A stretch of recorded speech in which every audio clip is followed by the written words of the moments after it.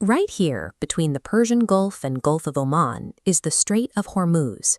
Just 33 kilometers wide, 20% of the world's petroleum flows through this bottleneck.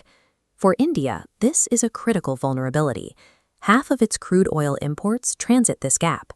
Following recent military strikes in the region, Tehran began forcing commercial shipping out of international waters and into a detour hugging its own coastline and islands. Vessels taking this route are met by the Islamic Revolutionary Guard Corps. They conduct case-by-case verifications of every merchant ship attempting to pass through. But passage comes with a price. Tehran is reportedly charging an extortion toll, exactly $1 for every barrel of crude oil on board. When a supertanker carries 2 million barrels, those fees add up fast. Insurance premiums spike, freight costs multiply, and that extra expense ripples directly through the global supply chain, driving up prices for energy-dependent economies. Some major importers paying this toll or risking the seizure of their ships is impossible. They needed an immediate backdoor out of the Persian Gulf. The traditional route cuts straight through the middle of the strait's international waters, but under maritime law, a nation's absolute sovereignty ends 12 nautical miles from the coast. Ships exploit this. By hugging the Musandam Peninsula, they stay inside Omani territory, bypassing the lanes Iran actively patrols. Navigating this loophole means steering away from deep, safe waters.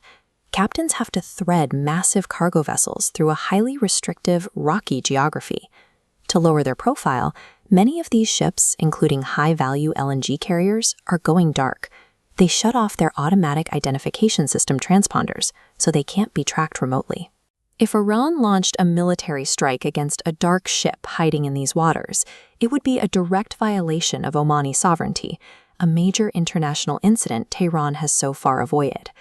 Steering a vessel carrying 2 million barrels of crude oil through shallow coastal waters with tracking systems disabled is incredibly dangerous. One wrong turn means running aground and causing an ecological catastrophe. To ensure these ships make it out safely, the Indian government launched a highly classified military mission called Operation Orja Suraksha. Indian warships wait safely just outside the strait in the Gulf of Oman. From there, they communicate directly with the merchant ships, feeding them precise ship-by-ship navigational instructions to guide them blindly down the coast. This naval stealth operation is keeping India's energy lifeline intact right now, but escorting massive tankers one by one in the dark is a temporary fix.